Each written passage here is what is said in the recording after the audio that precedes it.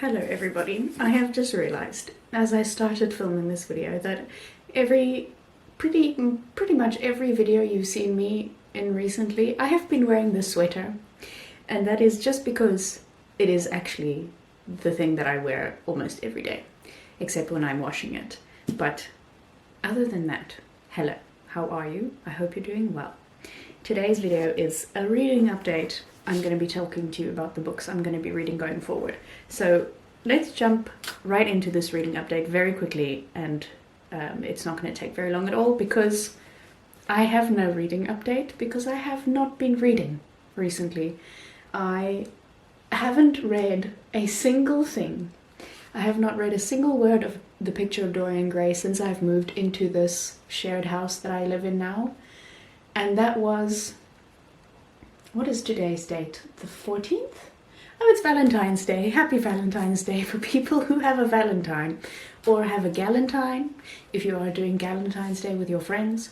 Or a single time. There's no way of making a good reference to Valentine's Day with the word single in it, which is what I'm doing, which is basically, I forgot that it was Valentine's Day, and I'm doing absolutely nothing. But I am going to bake biscuits later today, so maybe that will be my Valentine's Day treat for myself. I will give myself some biscuits. Anyway, getting back to the point, so for the past 2 weeks, I haven't read a single word of The Picture of Dorian Gray, which is quite sad. But honestly, I think I'm in a bit of a reading slump because I have not felt like reading at all.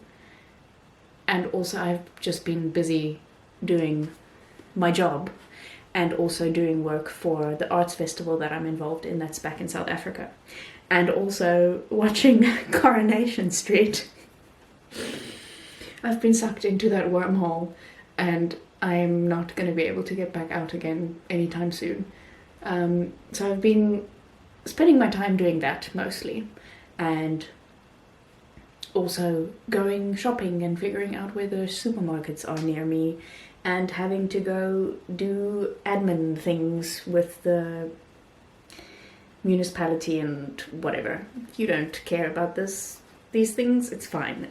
So I've not had, well, I have had much time. I have had time, but I've not had the motivation to want to read The Picture of Dorian Gray. But I am making myself read it now because I want to know what happens.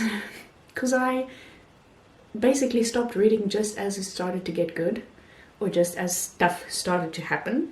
So I want to know what happens next, and I want to know what happens to Dorian's picture, what happens to Dorian, and what happens to the picture of him. That's what I want to know. And then once I finished it, I will give you my thoughts on it, obviously. I might do a little reading wrap up at the end of the month, depending on how much I actually read for the next 2 weeks. But speaking of reading, I have 2 books here that I want to talk to you about. Books that I have been looking at on my bookshelf, and these are the 2 books that I'm excited about reading once I've finished The Picture of Dorian Gray. I might honestly even start reading them congruently because one of them is a memoir, so I feel like I can read a memoir and a fictional book at the same time. So we'll do that, probably. The first one is Close to the Bone by Lisa Ray. I bought this book at the end of last year, and I've wanted it for quite a while, but it's pretty much impossible to get it in South Africa unless you are willing to pay a lot of shipping fees, which I didn't want to do.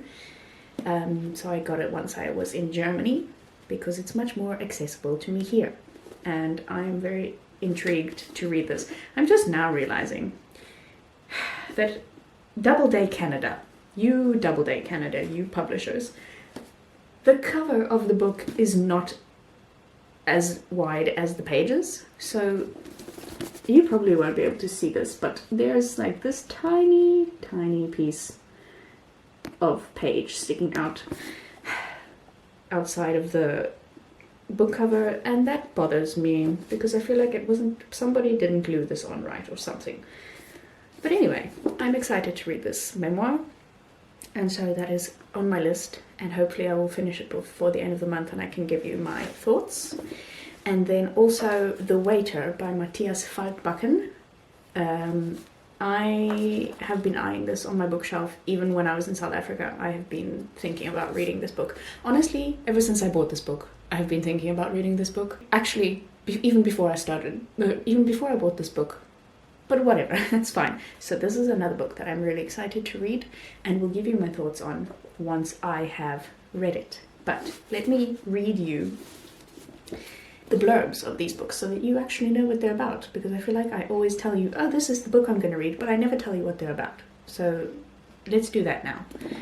Close to the Bone says, Lisa Ray is one of India's first supermodels. She's also an acclaimed actor, a cancer survivor, a mother of twins born through surrogacy, a lifelong student, and a person of no fixed address. She is a woman who has lived many lives, and this is her story. Unflinching and deeply moving, Close to the Bone traces Lisa Ray's serendipitous life from her childhood in Canada as the biracial daughter of an Indian man and a Polish woman, to her rise as a Bollywood star, from her battle with a rare and incurable cancer to her journey to find identity and belonging, both in the world and in her own body. Transporting and atmospheric, it takes readers across the globe. Toronto in the 1970s, when Lisa was searching for place and purpose. The intense, frenetic streets of Bombay, where young and unmoored she became a peer of some of the biggest names in Bollywood industry. The lush sensuality of Colombo, and a film role that changed the course of her career. And London, where she simultaneously found her footing in drama school and lost herself in an abusive relationship. It is a storied life, and one whose adventures teach Lisa that in the brightest and darkest moments, no matter where she travels, she can always find her way back home to herself.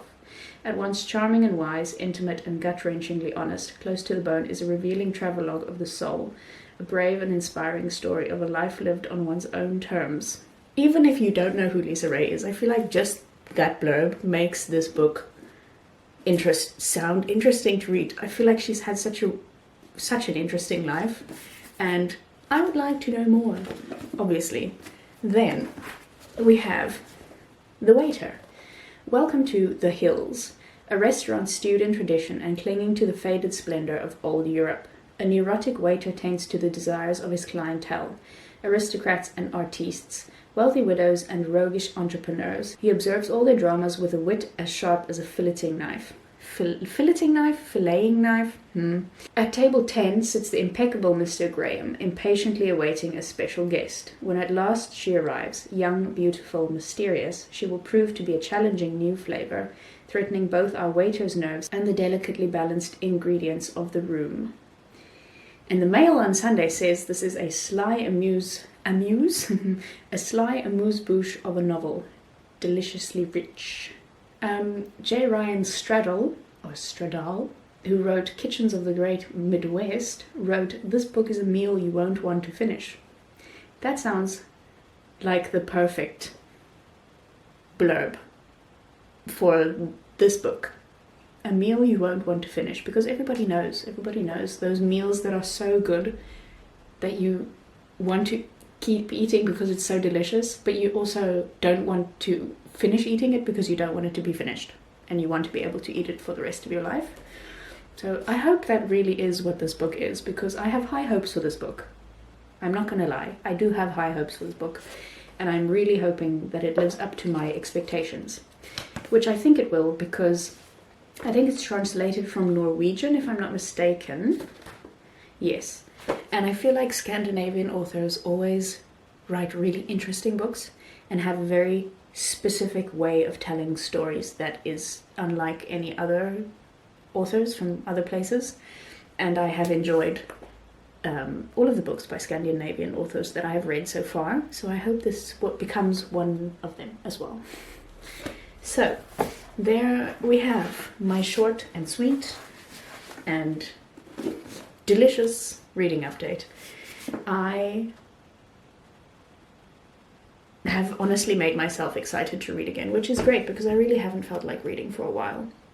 But now that I have read the blurbs of these books and remembered that I've only now gotten to the interesting part of The Picture of Dorian Gray, I think I'm gonna do some reading today and over the weekend, hopefully, and hopefully get myself out of this reading slump, this reading rut that I've been in. So, thank you all for watching. I hope you enjoyed this video, and I will see you all again next week with another one. Cheers.